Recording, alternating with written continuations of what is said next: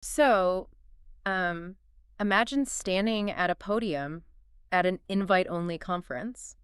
You know, you are looking out at a crowd of like Silicon Valley CEOs and Pentagon officials. Oh, whoa. Yeah, Hollywood executives and prodigies from MIT. It's Renaissance weekend in Charleston. Right, which is an incredibly intimidating room. Oh, absolutely. And you have exactly 2 minutes to speak. Just two. That's nothing. Right. And the guy who went right before you was like the youngest person to ever graduate from MIT with full honors. Oh my gosh. The pressure. Exactly. So as you stand there and you're looking at your notes, looking at this audience of just extreme high achievers, you decide to throw your planned business pitch completely out the window. Which is, I mean, that is the ultimate high-stakes moment. You're risking professional embarrassment in front of some of the most powerful people in the country. Yeah, you lean into the microphone and you just say, if I could do anything, I would share the secret of life with the world. And I just figured it out a few months ago. Wow. And the audience actually laughs. Oh, no. Because they think it's a bit tech. Oh, right. They think it's a setup for a joke. But then you take them back to the previous summer. You tell them about a vow you made to yourself while crying on your bedroom floor. Which is such a jarring pivot for a business conference. Yeah. I mean, but it immediately strips away the corporate veneer, and it forces everyone in that room to confront something profoundly human. Yeah. And this brings us to the core of what we are deep diving into today. The story belongs to Kamal Ravikant. He's a Silicon Valley entrepreneur, and he detailed this whole experience in his book, Love Yourself, like your life depends on it. It's quite a title. It is. And now I have to confess right out of the gate, the phrase self-love usually makes me roll my eyes. Yeah, I think a lot of people feel that way. Right. Like when I hear love yourself, my brain immediately goes to cheesy Instagram quotes or like, expensive spa days or just superficial lip service. Sure. It sounds like something you put on a bumper sticker. It does not sound like a practical tool for a high-performing I entrepreneur. totally, completely get that reaction. Yeah. I mean, self-love has been so commodified. Yes, exactly. It carries so much cultural baggage that we tend to just dismiss it as fluff. Like, oh, just take a bubble bath. Right, like treat yourself. Right. But what makes Kamal's approach so compelling is that he strips away all that spa day aesthetic. Yeah. His method isn't about arrogance, and it isn't about, treating yourself to a massage. It is built on raw, unarguable simplicity. Right. We are looking at self-love as a literal life or death survival tactic. Yeah. It's about what you do when you have absolutely nothing left. And to understand the weight of that survival tactic, we really have to understand the wreckage he was standing in. Right. Let's look at the summer before that conference. Because Kamal was physically sick, he was bedridden in a darkened room for days on end. Yeah. But it wasn't just physical illness. It was like a cascading failure of every structural pillar in his life. It was everything all at once. Yeah, he was mourning the sudden tragic death of a dear friend. He was going through a really painful breakup. Yeah. And on top of all that, the startup company he had spent nearly 3 years building was tanking. Wow. Yeah, he was watching his entire identity, his financial security, and his emotional support system just dissolve simultaneously. He was completely untethered. Yeah. I mean, in the text he says, to say I was depressed would have been a good day. Oh, wow. Yeah, when you experience that level of compounded trauma, your nervous system is essentially on fire. Right. You aren't just sad. You are in a state of active biological and psychological collapse. Yeah. And he reached an absolute breaking point. Late one night, he was scrolling through Facebook and looking at photos of his friend who'd passed away and just weeping. Just brutal. Yeah. And the next morning, he woke up and something snapped. He was just done. Done with the misery, done with the pain, just done with being himself. Right. He dragged himself out of bed, staggered over to his desk, opened a notebook, and wrote down a vow. He wrote, "This day I vow to myself to love myself, to treat myself as someone I love truly and deeply. In my thoughts, my actions, the choices I make, the experiences I have, each moment I am conscious, I make the decision I love myself." Notice the absolute finality in that phrasing, though. Yeah, it's intense. It really is. It wasn't like, oh, I'm going to try to be nicer to myself today. Yeah. It was a binding, all-in contract. He was drawing a line in the sand because the alternative was literally his own destruction. See, this is where my skeptical brain initially flared up when reading the source material. Sure. Because it is one thing to write down a dramatic vow in a notebook when you're at the end of your rope. Like, the sentiment is beautiful, but how do you actually execute that? That's the question. Right. Because when you are fundamentally disgusted with yourself, when your company is failing and you feel like a total failure, how do you just magically decide to feel love for the person in the mirror? Well, that is the crux of the entire challenge. And the fascinating thing is, Kamal didn't know how to do it either. Wait, he didn't? No, he didn't have a psychological framework or a step-by-step guide. All he knew was the vow. Okay. There's no middle ground. Right. So he bypassed complex psychology entirely and went straight to the most basic brute force mechanism available to the human brain. Which is? Repetition. Oh. Yeah, he started with a mental loop. Right. He went back to his bed in the dark and just started repeating the phrase, I love myself, incessantly. Just over and over. For hours. Wow. Then in the shower, brushing his teeth, he would be online or even talking to someone else, and silently in his own head, he is just running this loop. I love myself, I love myself, I love myself. Okay, let's unpack this a bit, because let's look at the underlying neuroscience here. Yeah, let's do that. This is where his desperate tactic aligns perfectly with how our brains actually function. Because in neuroscience, there is a principle often summarized as Hebb's law. Right. Neurons that fire together wire together. Exactly. Our thoughts are not just abstract concepts floating around in the ether. They are physical, electrical pathways in the brain. And Kamal uses an incredibly vivid analogy of a groove in a rock to explain this. I love this analogy. Me too. Yeah. Think about a river. Water flows over a rock. Right. At first, it just washes over the surface. But over time, with enough relentless flow, it carves a pathway, a groove. Right, it cuts into the stone. Exactly. And eventually, that groove becomes a deep, raging river canyon. Our thoughts operate the exact same way. And most of us are completely unaware of the rivers we have already carved. Oh, yeah. We aren't actively choosing our thoughts most of the time. We're just running familiar, well-worn patterns. Yeah, like a default setting. Yeah, exactly. Yeah. A thought you have once has very little power. But a thought you repeat thousands of times, especially if it carries emotional weight, carves a deep neural river. Right. Once that pathway is established, your brain defaults to it to conserve energy. Right, because the brain is lazy. So lazy. You feel like you have no choice in your anxiety or your depression, but really, you were just caught in a deep negative groove. Which makes total sense. I mean, we all have those loops. Oh, yeah. I have loops for imposter syndrome. I have loops for replaying an embarrassing thing I said 5 years ago at a party. We all do. Right. Loops for catastrophic thinking. Yeah. We've been carving those negative rivers since childhood. So by repeating I love myself nonstop, Kamal was essentially taking a mental chisel to his own brain, forcing a new river to form. That's exactly it. But hold on, let me push back here again. Go for it. What if you simply don't believe the words? Kamal openly admits he didn't believe he loved himself at first. Right, he felt ridiculous. So does the brain just blindly accept a lie if you repeat it enough? Well, what's fascinating here is that question gets to the heart of why this actually works. Yeah. We tend to overvalue our conscious intellectual minds. Okay. We think we have to logically convince ourselves of something before it becomes true. Like we need a PowerPoint presentation for our own brain. Right, right. Here are 5 reasons I am worthy of love. Exactly. But Kamal's method bypasses conscious belief entirely. He didn't sit there writing out a list of reasons why he was a good person or trying to logically prove he was worthy. He just forced the biological loop. But why the word love? Because if I repeat I am a billionaire 10,000 times, my bank account doesn't change. Well, so why does I love myself trigger a biological response even when I'm actively feeling depressed? because of the subconscious associations wired into our primal biology. Okay. A bank account is an abstract human invention. The brain doesn't inherently know what a billionaire is on a primal level. Right. But love is a biological imperative.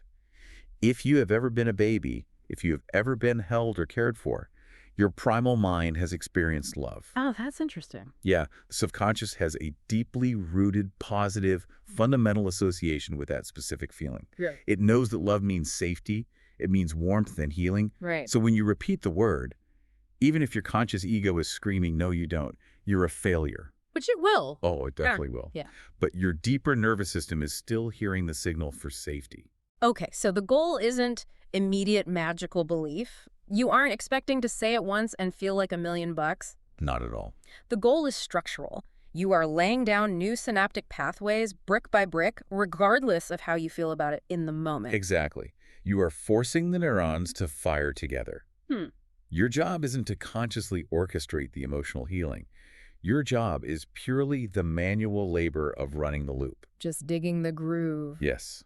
The mind and the body adapt to the strongest, most consistent signal they receive. You know what finally made this click for me? What's that? Kamal introduces an analogy in the text that is so profoundly simple, it changed how I view negative emotions entirely. Oh, the window. Yes, the window. It's so good. The premise is that darkness isn't an actual physical substance. Darkness is simply the absence of light. Right. So if you are sitting in a pitch-black room, you don't stand there fighting the dark. Right. You don't try to punch the shadows. Which is exactly what we usually do with our own psychology. Oh, absolutely. We try to wrestle with our fear, or we try to push away our sadness, analyzing it endlessly. And it is exhausting. And it usually just makes the darkness feel more solid. Yes. Instead, Kamal says, imagine it is bright and sunny outside. Your only job is to walk over to the window, pull out a rag, and start cleaning the glass. Just wipe away the grime. You just wipe away the grime, and as you clean, the light enters naturally, and the darkness is just gone. Right. You didn't fight the dark, you just let the light in. So the mental loop, repeating I love myself, is the rag cleaning the window. That's a great way to put it. Yeah, every time you notice your mind drifting into a dark, anxious loop, you don't berate yourself, you don't analyze the anxiety. You don't ask, why am I feeling this way? Exactly. You just pull out the rag and start wiping the glass with the self-love loop. It is a practice of active surrender. You acknowledge that the negative thought is there, but you refuse to feed it your energy. Right. You redirect all that cognitive energy into the new groove you are carving. So repeating it silently in your head is one thing, because you are safe in your own mind, lying in bed or standing in the shower. It's private. Right, it's very private. But Kamal takes this out of the internal monologue and forces a physical confrontation, which honestly terrified me when I read it. Yeah, it's intense. The mental loop is just the warm-up for what he calls the mirror technique. Right, and this is where the practice shifts from internal repetition to radical, inescapable vulnerability. The instructions are deceptively simple. Very simple. You set a timer for exactly 5 minutes. You stand inches away from a mirror. You focus specifically on your left eye. Right. You breathe, and you repeatedly say, I love myself out loud. Out loud. For 5 straight minutes. When I just thought about doing this, I felt my skin crawl. Yeah. Why is this so intensely uncomfortable? Like, why is it so hard for most of us to look ourselves in the eye for even 30 seconds, let alone 5 solid minutes, while saying something so vulnerable out loud? Well, this raises an important question about how we avoid our own truth, because it strips away every single defense mechanism your ego has built. Okay. Think about it. When you just think a thought silently, your intellect has room to maneuver. Right. Your ego can rationalize it away, distract you with a sudden chore, or intellectualize the process so you don't have to actually feel anything. Like, oh, I need to go do the dishes right now. Exactly. But when you are standing inches from a glass, locking eyes with your own reflection and speaking aloud, you corner yourself. You remove all the emergency exits. Precisely. You are stuck there with you. And Kamal's specific instruction to focus on the left eye is brilliant. Why the left eye specifically? Because when we feel anxious or vulnerable, our eyes naturally dart around. Oh, yeah, we look at our flaws. We check our hair, we avoid direct contact. Right. But by locking onto one single point, the left eye, you force physical stillness. And physical stillness forces a deeply visceral communication with your nervous system. He points out that if someone else looked at you with deep, unconditional love, this is exactly what they would see. Yes. They would be looking right into your eyes. And you are trying to give yourself that exact same lift. But man, the resistance is so strong. The ego hates exposure. Yeah. It survives on judgment and separation. But in that mirror, there is nowhere for the ego to hide. No. You are communicating a truth to your nervous system in a way it cannot escape. Even if you feel ridiculous in minute 1 and angry in minute 2. Which you probably will. You absolutely will. But by minute 5, the sheer raw exposure starts to break down those internal walls. It is an emotional crucible. Okay, so you survive the 5 minutes. Right. You do the mirror meditation. You do the mental loop. You are successively rewiring your internal state in the safety of your own bathroom. Right. You're feeling good. But eventually you have to leave the house. You do. You have to step out into a world full of traffic and demanding bosses and toxic dynamics and just general The chaos. real world. Right. How do you protect this fragile new groove you've just carved when the outside world is constantly trying to push you back into your old familiar anxiety? Well, that is the ultimate test, isn't it? Yeah. Because it is relatively easy to be zen when you are isolated. Oh, yeah. It is much harder in the trenches of everyday life, dealing with other people's unregulated emotions. Definitely. And this is where Kamal developed what we can call the ultimate filter question. Okay. It bridges the gap between the internal meditation and external boundary setting. I think this might be the most practical tool in the entire text. I agree. When he found himself dealing with negative people or reacting to bad situations and feeling his own stress flare up, he would hit pause and ask himself one single question. If I loved myself truly and deeply, would I let myself experience this? And what makes that question so incredibly powerful is its absolute clarity. Yeah. In any toxic, draining, or harmful situation, the answer is always a definitive no. Always. I mean, if a client is screaming at you over the phone, or you are engaging in a terrible habit like doom scrolling at 2 a.m., Right. or you are sitting there tearing yourself down internally over a mistake you made at work. If you loved yourself truly and deeply, would you let yourself experience that? No. No. You wouldn't let a child you loved experience it, so why are you letting yourself? Exactly. And look at what that question accomplishes mechanically. Okay. It immediately shifts your focus away from the external problem. Oh, I see. Instead of getting tangled up in trying to fix the client's anger or trying to logically solve your own anxiety, it simply returns you to your anchor. Right. The answer is no, and the very next step is to just go back to the mental loop. I love myself. You actively disengage from the toxicity. It's boundary setting in its purest form. Yeah. You aren't storming out of a room out of anger. You are removing yourself out of self-preservation. It's totally different energy. It is. But here is the trap, and I really appreciate how vulnerable Kamal is about this in the book because he fell right into it. He did. The danger of coasting. Yes. It is perhaps the most human mistake we make. Right, so he is obsessive about the practice. He does the mirror, the loop, the filter question, and within a month, his physical health returns. Wow. His state of mind is significantly lighter.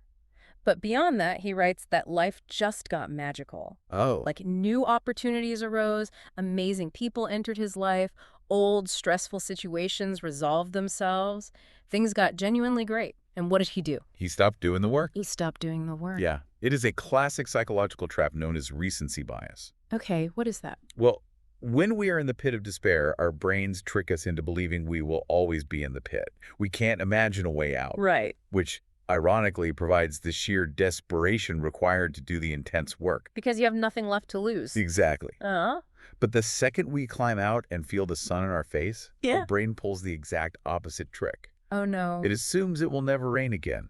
We assume the good life is just permanent now. So we drop the very tools that built the good life in the first place. Right. Kamal stopped meditating. He stopped the mental loop. He let his mind casually drift back to its default settings. Yeah. And sure enough, his mood plummeted. The magic faded. And when he realized what had happened and tried to restart the I love myself loop, it felt strange and uncomfortable all over again. Oh, man. He even found himself searching for a weaker compromise, like, I accept myself, because love felt too strong. Which just proves that the neural groove for the negative thoughts was still there. Yeah. It was just waiting for the water to flow back into it. So what does this all mean for the listener here? It means self-love is not a one-time antibiotic you take to cure a disease. Okay. It's not. It is daily hygiene. Yes. You don't brush your teeth vigorously for a month.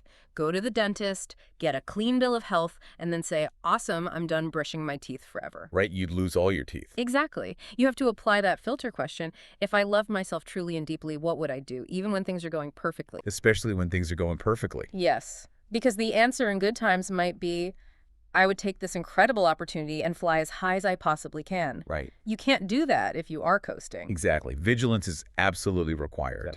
Because the human brain is a highly complex, historically fearful machine. Very true. Even with the best daily practice, deeply rooted painful memories or sudden acute fears will eventually rise to the surface and try to hijack your nervous system. They always do. They do. So the question then becomes, when fear strikes with sudden, intense force, How do we short-circuit it? And this brings us to some of the most mind-bending concepts in these sources. Yeah, this is fascinating. We are talking about hacking the brain, specifically the mechanics of memory. Right. I think most people, myself included, tend to think of memories like a video recording on a smartphone. Sure. You know, something happens, we hit record, and now it is stored in a file on our mental hard drive, perfectly preserved and unchangeable. But modern neuroscience tells us that analogy is entirely false. It is. Yes, memory is not a static file. It is a dynamic reconstruction. Okay. Every time you recall a memory, you aren't just playing a video. You are actively rebuilding the event in your mind. Wow. And here's the crucial mechanism. The emotional state you are in while you recall the memory actually reshapes the architecture of the memory itself. Wait, really? Yes, it's a process called memory reconsolidation. This absolutely blew my mind when I read it. So if you recall a painful, humiliating breakup while you are currently feeling depressed and worthless, you are actually reinforcing the negative pathways. Exactly. You're making the memory darker, sharper, and more painful. Oh, wow. But if you take that exact same painful memory and you consciously recall it while holding on to the intense feeling of self-love from your mental loop, You fundamentally change the emotional filter of the memory. that is wild. The facts of the experience remain the same. Right. But how that memory affects your nervous system changes. By flooding the brain with the safety signal of love while recalling the trauma, you literally rewire the neural connection. You strip the memory of its painful power. Yes. Struggle reinforces pain. But if you meet a painful memory with a surge of self-love, you diffuse the threat. Love, rewire. Love, rewire. It becomes an active, aggressive process of taking your mind back. It really is. But what about acute fear? Like not just a bad memory, but a sudden, visceral onset of panic or anxiety about the future. Right. The real-time panic. Yeah, Kamal shares a story in the text to address this, and it is wildly fascinating. But to understand it, we need to briefly touch on NLP, or neuro-linguistic programming. Yes, NLP is essentially a psychological approach that treats the brain somewhat like a computer. Okay. The core idea is that our language and our thoughts create a map of reality. We don't operate in reality itself. We operate based on our internal map of it. Right, or perception. Exactly. Therefore, if you can change the linguistic programming, the map, you can change how a person experiences reality. And one of the co-founders of NLP, Richard Bandler, was famous for using extreme methods to alter these mental maps. Very extreme. Yeah, he took on the most severe, seemingly incurable psychiatric cases. Right. And the story Kamal highlights involves Bandler being called into a mental hospital to treat an executive who had developed severe schizophrenia. Oh, man. And this patient is hallucinating snakes. Yeah. He believes he is constantly covered in snakes. That sounds like torture. It is. Traditional therapy has failed. Medication has failed. He is strapped to a bed, completely lost to this terrifying phobia. Yeah. So Bandler goes for a walk in town to figure out a plan. And he passes a pet store and sees a barrel of incredibly realistic rubber snakes out front. Right. He walks in and asks the owner to rent the entire barrel. Which is an incredibly unorthodox request, to say the least. Yeah, the owner says they are for sale, not rent. And Bandler says, I'm going to cure schizophrenia today. Oh, my gosh. The owner is intrigued. And it turns out the owner also happens to have 3 live snakes in the back room, Oh, no. 2 cobras, and a giant python. Wait, live venomous snakes? Yes. So Bandler takes the rubber snakes, and he actually brings the live venomous snakes back to the hospital. You're kidding! No. He goes into the patient's shower room and sets up an absolute nightmare scenario. Oh, my gosh. He scatters the rubber snakes all over the floor, places the live cobras in the center, and dangles the live python from the ceiling. It's literally a horror movie. It is. So Bandler and the pet store owner go behind a one-way observation glass. They wheel the patient in, strapped to his wheelchair, and lock the door. Oh, that poor guy. The moment the man sees this room, he starts screaming from the absolute depths of his soul. Snakes. He is completely paralyzed by terror. I mean, I would be too. Same. So Bandler lets him scream for a minute, then casually walks into the room. What does he do? The man tries to scream at Bandler, but Bandler cuts him off sharply. He demands, yes, snakes, I know. Now tell me which ones are real and which ones aren't, and I'll wheel you out. Otherwise, I'm leaving you in here with them. The pressure of that is unimaginable. It's insane. So the man looks around, stops screaming, and points. He says, rubber snakes, pointing at the floor. Okay. Then he points at empty air and says, hallucinated snakes. Wow. Then he looks up at the ceiling, sees the python, and yells, real snake. Oh my God. So Bandler wheels him out, completely stunned, and asks the patient, how did you know the difference between the hallucinated ones and the real ones? And what did he say? And the man's answer is the key to everything. He says, easy. Hallucinated snakes are see-through. Hallucinated snakes are see-through.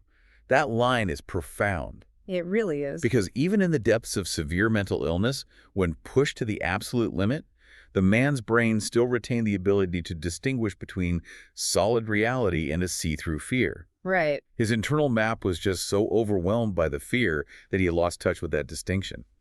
Bandler forced him to focus on that specific difference, solid versus see-through, and it broke the hold of the hallucination. Because you cannot fight fear directly. No. Fighting fear is like wrestling a ghost. You just end up exhausted and bruised, and the ghost is still there. Exactly. You have to focus on what is solid.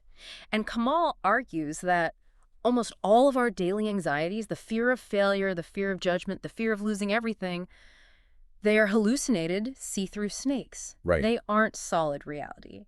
And if we connect this to the bigger picture, knowing this, Kamal advocates for the use of light switches. Right. When you recognize a see-through snake, when fear arises, you need a mental circuit breaker to snap you out of the hallucination before it gains momentum. And he gives a couple of great examples of these switches in the book. Yeah. He mentions the author James Altucher, who stops negative mental spirals just by firmly saying the words, not useful. I love that. That's his switch. Boom.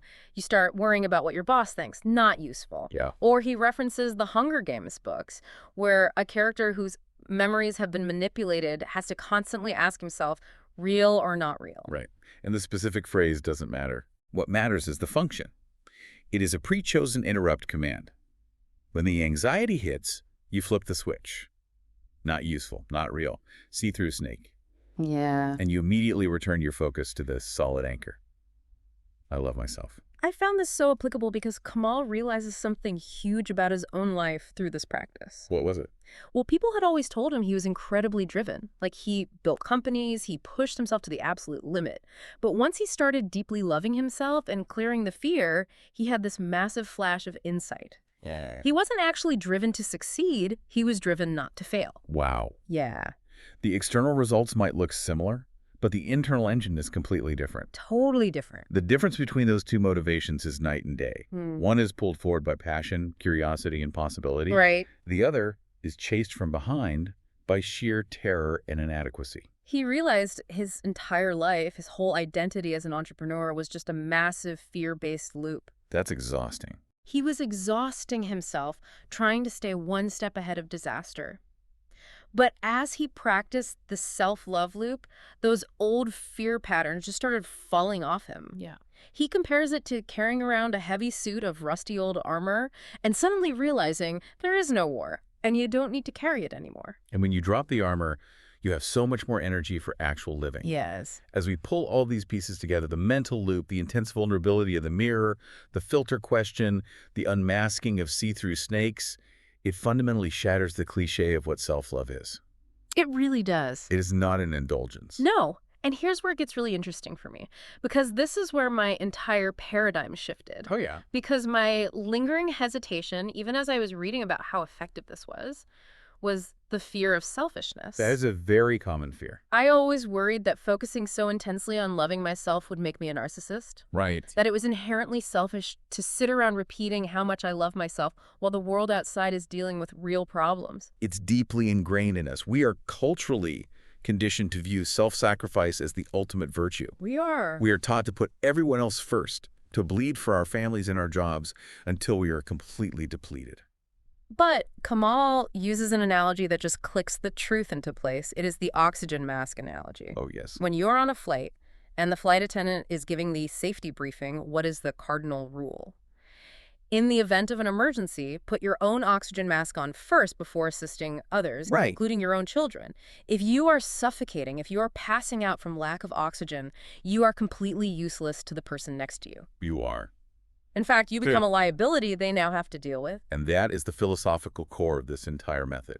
Fear and self-loathing strengthen the ego. When you are starving for oxygen, you become defensive, closed off, and highly reactive. Right. But love softens the ego.